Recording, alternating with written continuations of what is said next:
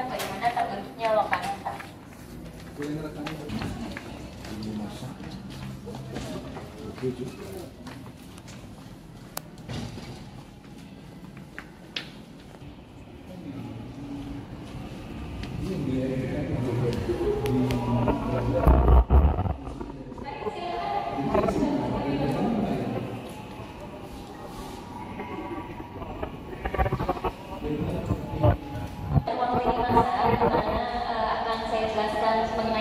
Bagaimana terbentuknya Lokananta, yaitu pada tahun 1956 Lokananta resmi diresmikan menjadi pabrik piringan hitam pertama di bawah pemerintah, yaitu tepatnya pada tanggal 29 Oktober 1956, dan pembentukan Lokananta sendiri diinisiasi oleh Raden Maladi.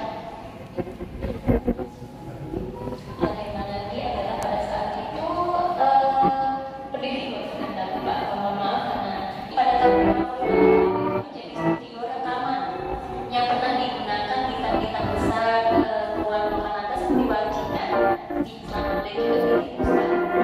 Dan dalam semua hal yang mengalami pembahasan itu sangat sederhana, hanya menggunakan busa, karpet, dan kayu. Dan untuk Wajina sendiri pernah melakukan rekaman di sini itu dimulai pada beliau umur 12 tahun, jadi masih kecil.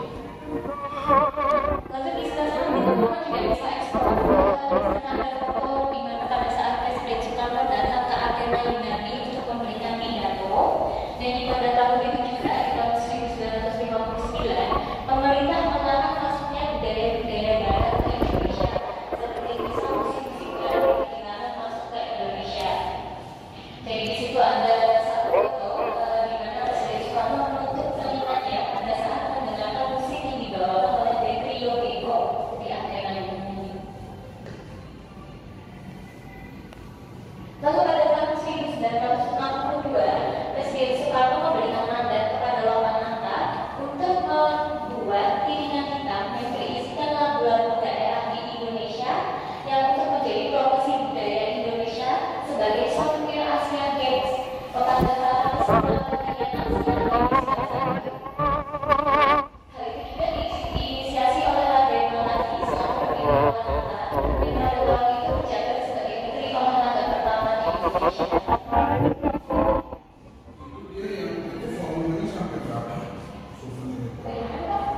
Indonesia. Ada beberapa volume, itu ada 4 volume.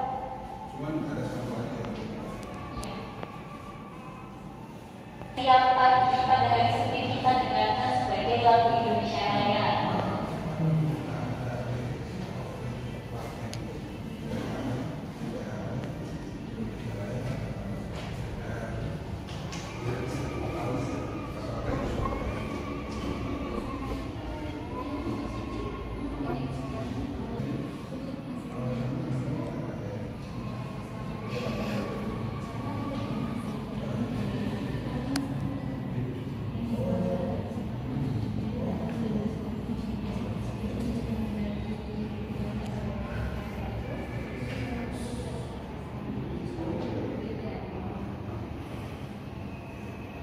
Lalu pada tahun 1999, yaitu sempat dibubarkannya Kementerian. Lalu pada tahun 2004, Lokananta digabungkan menjadi bagian dari institusi percetakan negara Republik Indonesia dengan nama resmi menjadi Perum Percetakan Negara Republik Indonesia Cabang Surakarta Lokananta. Itulah Lokananta sendiri sebagai salah satu dari BUMN.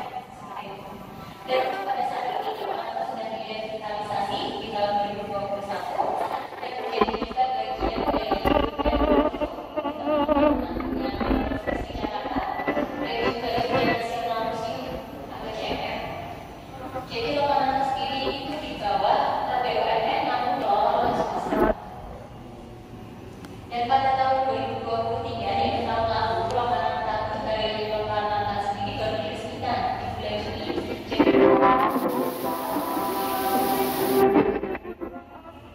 Setelah itu teman-teman bisa eksplorasi.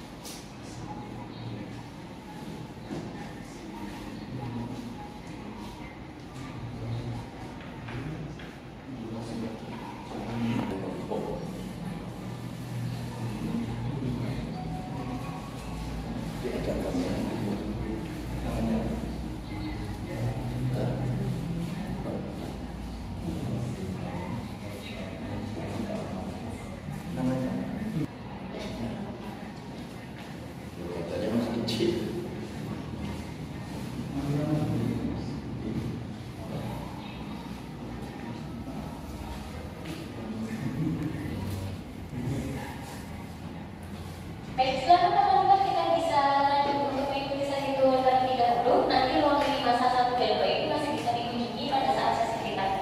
Mari silakan.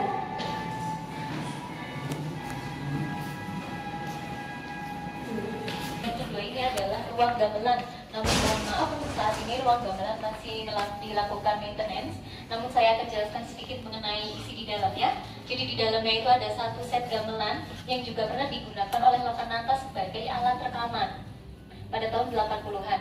Dan nama gamelannya sendiri ini adalah Sri Kuncoro Mulyo. Silakan kita lanjut ke ruang.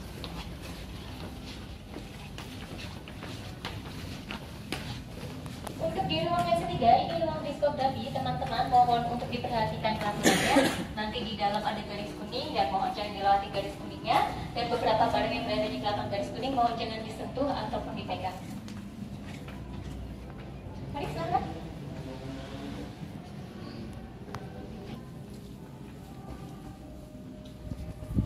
Masuk ke dalam ruang diskografi. Ya, jadi ruang diskografi ini adalah kurang lebih ruang arsip bagi Lokananta, di mana isinya adalah master rekaman yang pernah direkam di Lokananta. Jadi kurang lebih ada 5.670 master rekaman yang pernah direkam di beberapa stasiun RRI, lalu dikirim ke Lokananta untuk dijadikan sebagai piringan hitam nantinya. Dan beberapa pita master rekaman di sini, teman-teman memiliki banyak merek seperti Apex, BASF, Maxwell, dan juga Audiotech. Mungkin teman-teman penasaran dengan bagaimana isi dari pita master, bisa teman-teman lihat di bagian bawah sebelah box itu ada gulungan pita di bawah, jadi isinya kurang lebih seperti itu.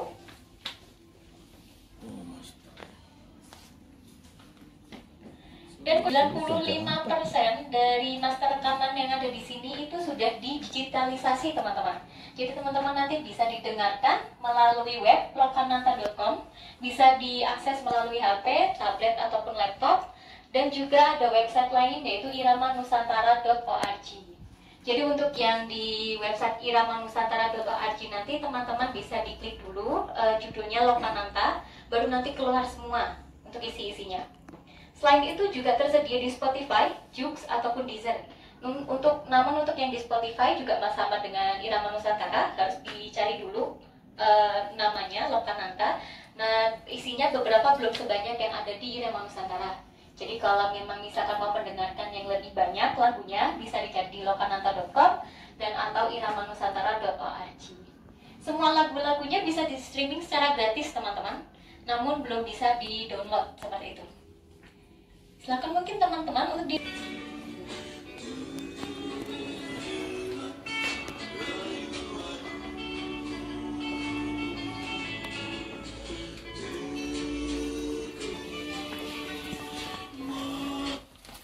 sayang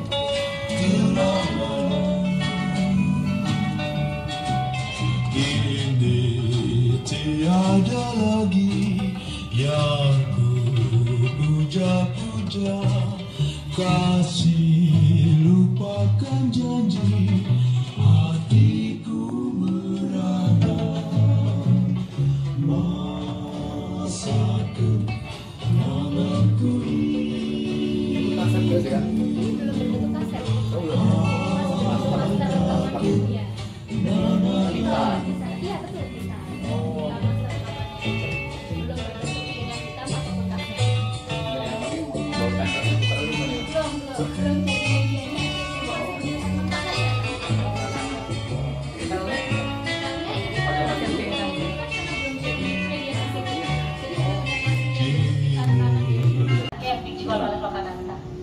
Selamat datang di Ruang Bengawan Solo.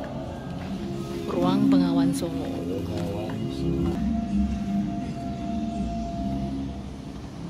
Ya, jadi di Ruang Bengawan Solo ini akan dijelaskan bagaimana mulai dari proses rekaman hingga ke proses distribusi media cetak di Lokananta. Yang pertama di sini adalah proses rekaman. Mungkin teman-teman sudah tidak asing bagaimana dengan proses rekaman. Jadi di mana suara penyanyi dan suara irama musik oleh penyanyi direkam terlebih dahulu. Lalu setelah itu dari proses rekaman langsung lanjut ke proses mixing dan mastering, di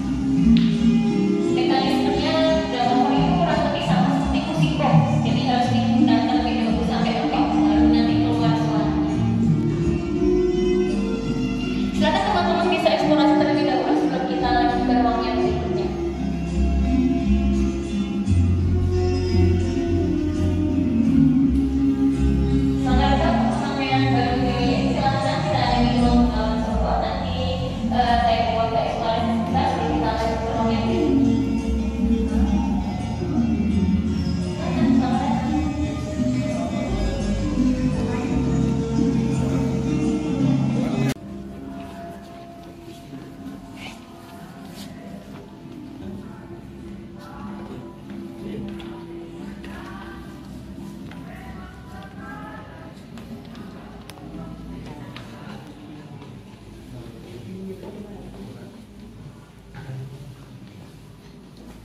Ya, selamat datang di ruang Anak Kanada, di mana di ruang ini adalah ruang yang berisi koleksi-koleksi media cetak dari Lokananta, yaitu ada piringan hitam dan juga kaset pita.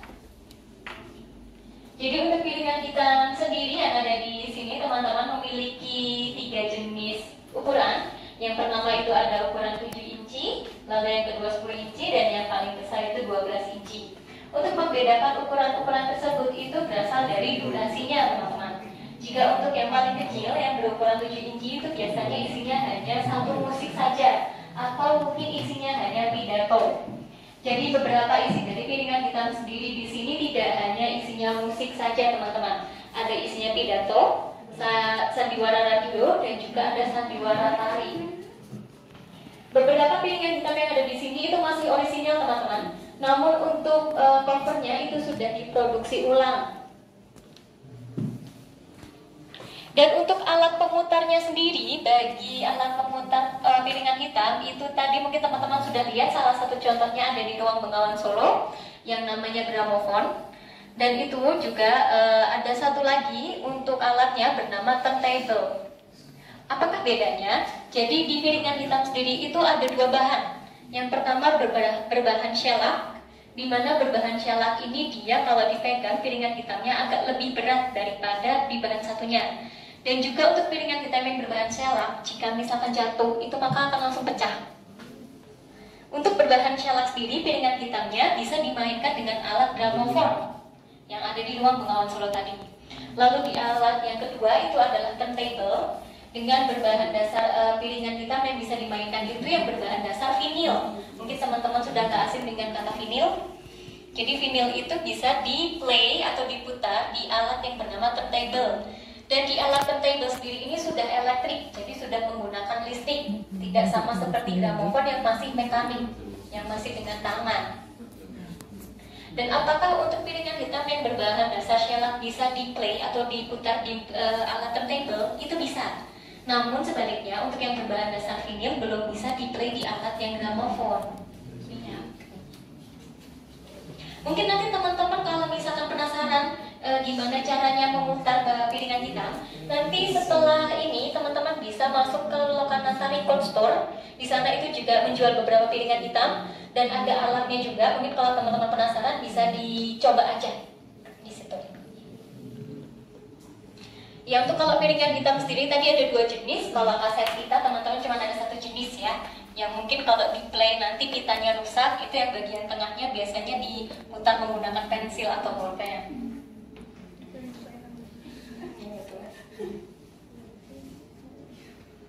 Silakan teman-teman untuk flash di dalam, tapi mohon maaf untuk mengambil footage-nya jangan menggunakan flash. Mari silakan.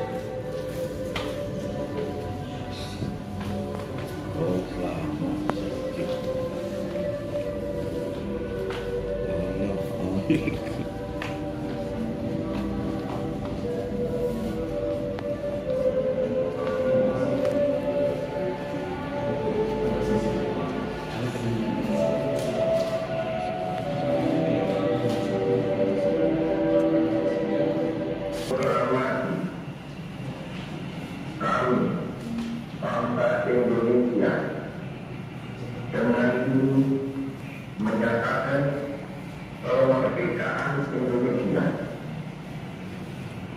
hal-hal yang mengenai perundakan kekuasaan dan lain-lain diselenggarakan dengan cara pertama dan dalam tempo yang sesingkat-singkatnya. Jakarta.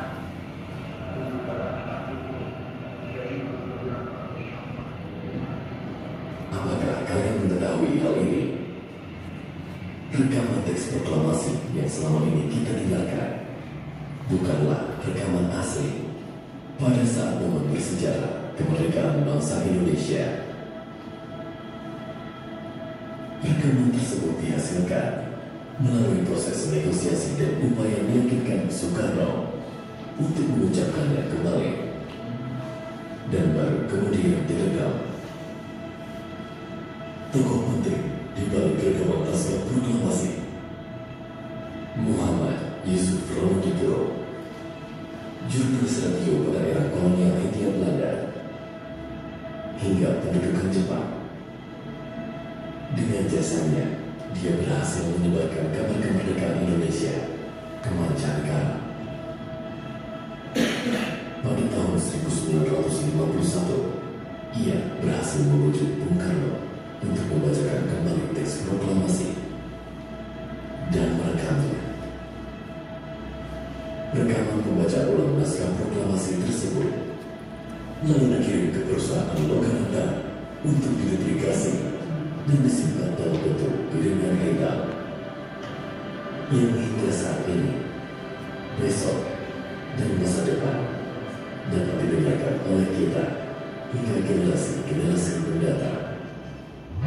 Ya, jadi untuk rekaman proklamasi sendiri yang teman-teman tadi dengarkan, itu bukan rekaman yang direkam pada tanggal 17 Agustus tahun 45, melainkan direkam ulang pada tahun 51, teman-teman.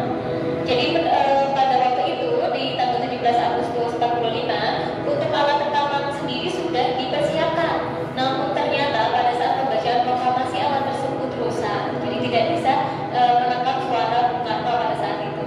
Lalu pada tahun 51, tokoh penting kita, yaitu ada Yusuf Ronodipuro, membujuk Presiden Soekarno untuk melakukan rekaman ulang proklamasi yang menurut beliau itu rekaman proklamasi itu sakral, jadi harus bisa sekali. Untuk piringan hitamnya sendiri yang berisikan proklamasi ini pada saat ini dan masih sekarang berada di Lokananta. Selanjutnya teman-teman kita bisa lanjut ke ruang yang berikutnya, nanti ruang proklamasi bisa dikunjungi kembali pada saat sesi free time.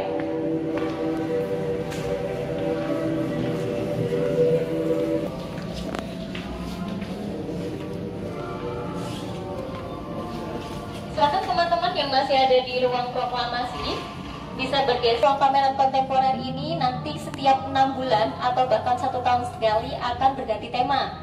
Untuk tema yang sekarang ini adalah tema periode perjalanan musik populer Indonesia tahun 60-an yang dijuduli dengan Dari Ngak-Ngok ke Deg-Deg Kelas. Silakan teman-teman bisa masuk terlebih dahulu ke ruangan yang pameran kontemporer kami.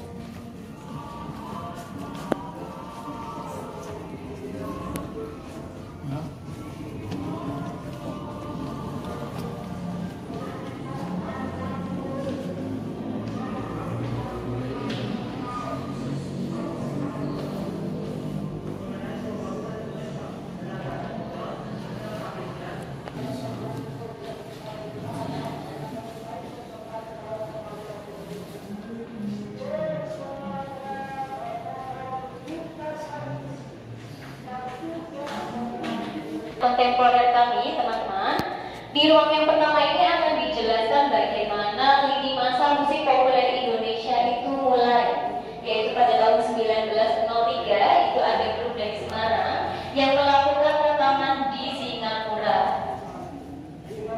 Dan di ruang pameran kontemporer ini teman-teman nanti bisa menggunakan beberapa alat interaktif seperti headphone dan juga nanti ada beberapa majalah.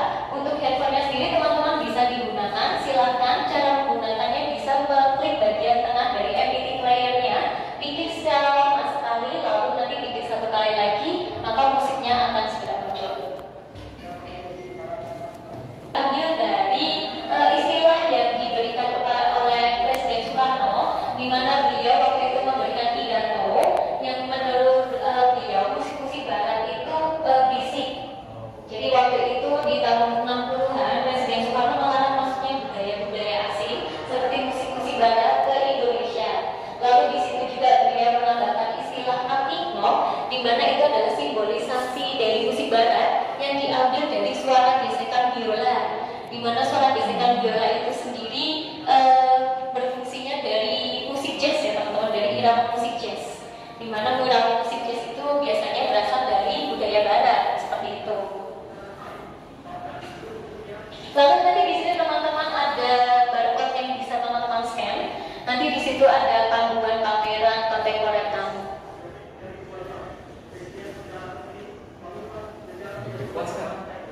Pasti aja.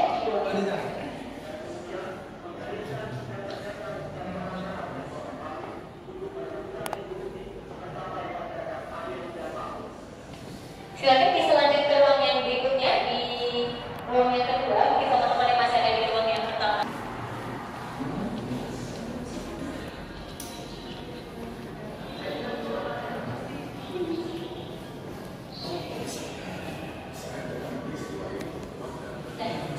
Silakan yang masih ada di ruang yang sama.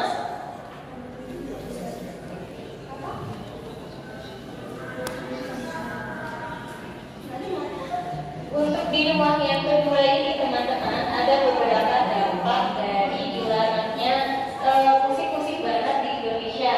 Yaitu yang pertama dampaknya ada beberapa musisi yang mengganti nama yang dari namanya mereka yang masih menjadi barat-baratan diubah menjadi nama lebih ke Indonesiaan. Seperti contohnya ada Jack Lepas yang berganti nama menjadi Jack Lesmana, dan ada grup musik Dolores Congo yang berubah nama menjadi Desaria dan Eka Jaya Congo. Lalu selain itu, selain dampak nama, ada juga dampak di mana di sini anak bangsa lebih kreatif, di mana ada beberapa lagu daerah di Indonesia iramanya digantikan menjadi irama-irama musik barat. Seperti contohnya lagu Bengawan Solo digantikan iramanya menjadi irama jazz. Jadi teman-teman nanti bisa didengarkan di sebelah sana di handphone-nya, jadi handphone-nya bisa digunakan, silakan. Dan di sebelah sini juga ada beberapa kriteria musik yang dianggap menjadi pengaruh buruk oleh RRI, teman-teman. Silakan teman-teman bisa eksplorasi terlebih dahulu sebelum kita lanjut ke ruang pameran yang berikutnya.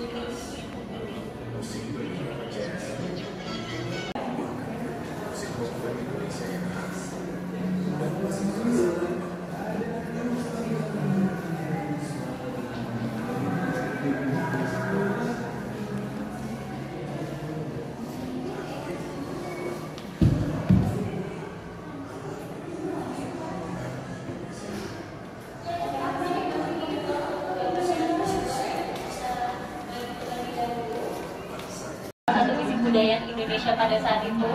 Lalu ada juga misi yang lain, teman-teman, di mana pada saat itu ada acara New York World Fair, di mana Presiden Soekarno meminta beberapa nama-nama besar seperti Big Slamet untuk membawakan lagu-lagu Indonesia di acara tersebut sebagai misi kebudayaan Indonesia. Lalu selain itu juga ada The Group Lensois, di mana grup Lensois ini menggunakan irama lenso yang nanti bakal jadi cikal bakalnya irama keroncong, teman-teman. Di mana itu juga menjadi salah satu misi kebudayaan Indonesia oleh Presiden Soekarno. Dan nanti grup Lensois ini ketika mau di luar negeri itu disponsori oleh Garuda Indonesia dan juga Kementerian Luar Negeri Indonesia. Tapi kita bisa lanjut ke ruang yang berikutnya.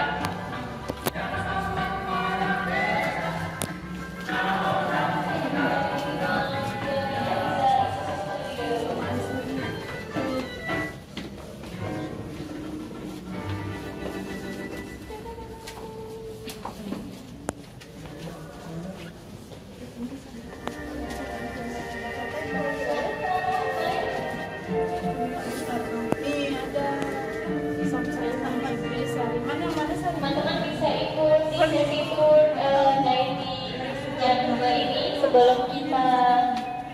juga sesi free time. Nanti teman-teman masih bisa kunjungi ruangan ini di sesi free time, silakan.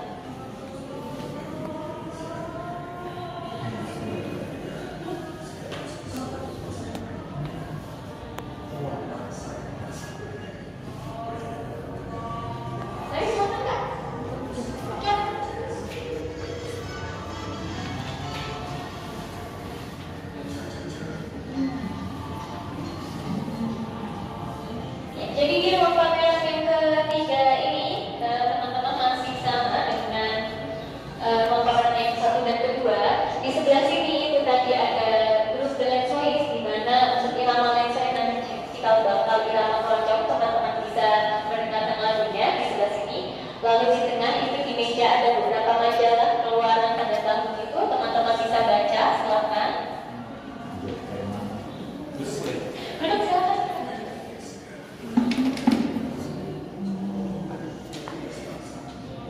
Lalu di pojok sana teman-teman bisa lihat ada beberapa foto.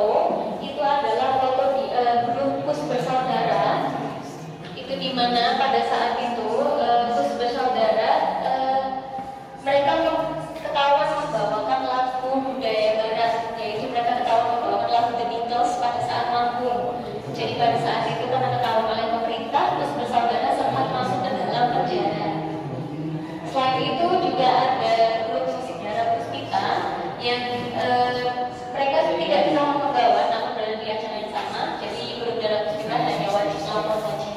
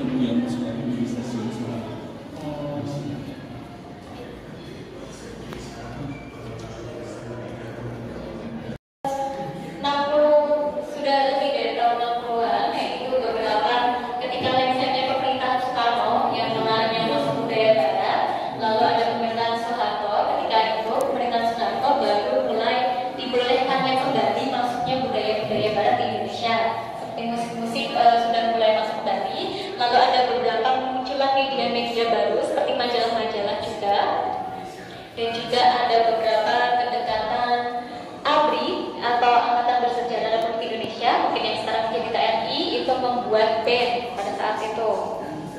Selain itu tidak hanya ABRI aja teman-teman, yaitu ada beberapa band-band pelang merah seperti keluaran BUMN seperti PLN itu juga mengeluarkan band dengan nama Elektrika, dan juga ada Bimob yang mengeluarkan band dengan nama The Dreams.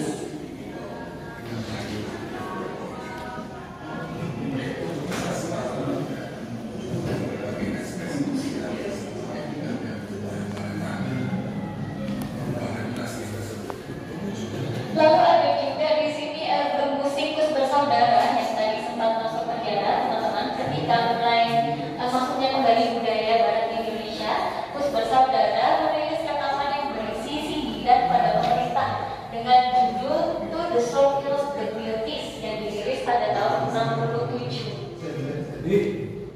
Kita teman-teman nanti bisa berdengar lagunya di sini di headphone, silakan.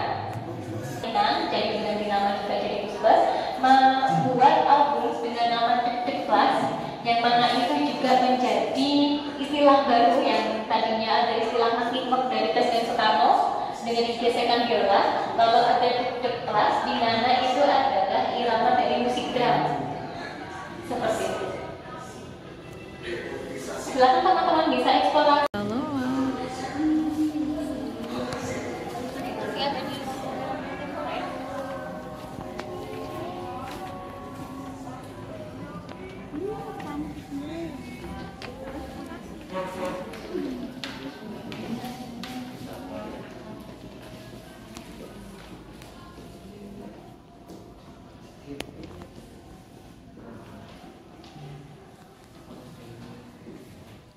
Untuk necessity.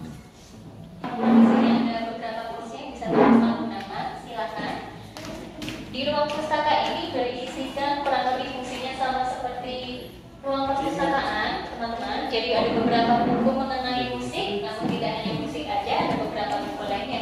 Nanti teman-teman bisa baca, bisa diambil dari app dan bisa dibaca. Untuk dibaca mohon untuk tetap dibaca di tempat, teman-teman. Jadi untuk buku belum bisa dibawa keluar ruang pustaka. Dan untuk pengunjung ruang pustaka sendiri ini masih hanya boleh dikunjungi oleh pengunjung galeri saja. Namun nanti ada wacana untuk ruang pustaka bisa dapat dikunjungi secara umum.